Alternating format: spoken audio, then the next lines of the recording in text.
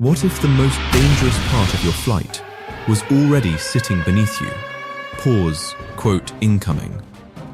Ramzi Youssef, later identified as the mastermind, once said, "Yes, I am a terrorist and proud of it." And today, we are going to understand exactly what that meant. Because on one quiet morning, in 1994, a hidden device placed under seat 26K triggered a mid-air disaster at 10,000 meters. A routine flight suddenly turned into a desperate struggle to keep nearly 300 people safe, with failing controls and no clear answers. And what investigators discovered afterward was even more alarming. This was not the main event.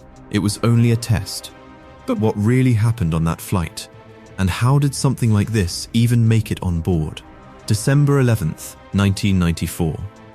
Philippine Airlines Flight 434 was scheduled to travel from Manila to Tokyo, with a short stop in Cebu.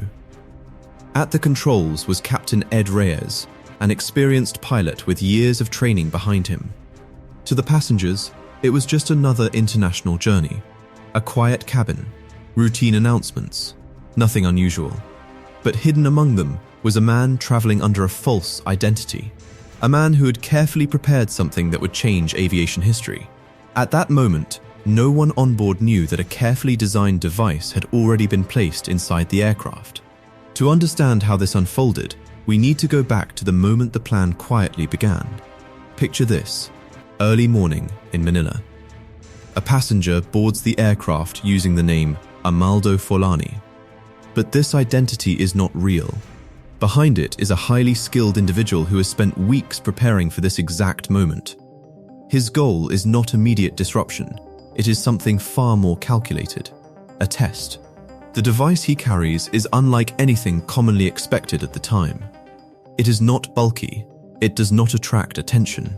Instead, it is built from everyday items. A liquid-based component hidden in a small container. A timing system carefully embedded inside a modified Casio wristwatch. Power supplied by ordinary batteries. Each piece is designed with one purpose: to pass through airport screening without raising suspicion. And it works. He boards the aircraft without being stopped. Once in the air, he waits. Then, at the right moment, he quietly moves to the lavatory. Inside that small space, he begins assembling the device. It takes only minutes, but it requires precision. Every connection must be exact. Every step must go according to plan. When it is complete, he returns to his seat, 26K. But he does not stay there. Instead, he hides the device inside the life vest pocket beneath the seat, a location unlikely to be checked during a quick stopover. Then, he changes seats. Calm, unnoticed, invisible. When the aircraft lands in Cebu, he simply walks off. No alarms, no suspicion. Behind him, the aircraft prepares for its next leg, now filled with new passengers, completely unaware of what has been left behind.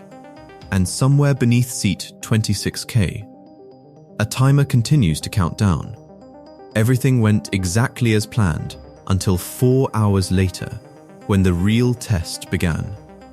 2 hours into the flight from Cebu to Tokyo, the aircraft is cruising high above the Pacific. Passengers are relaxed. Some are reading, others are asleep. And then, everything changes. A sudden blast tears through the cabin. The force creates a hole in the floor near seat 26K.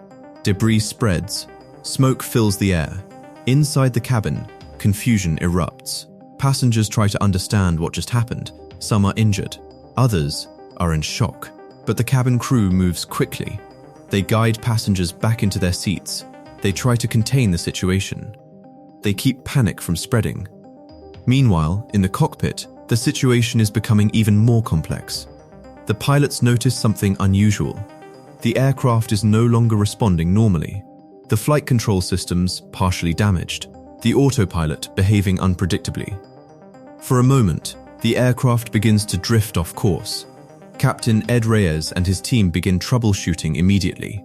They do not yet know the full extent of the damage, but they know one thing: they cannot continue as planned. The decision is made.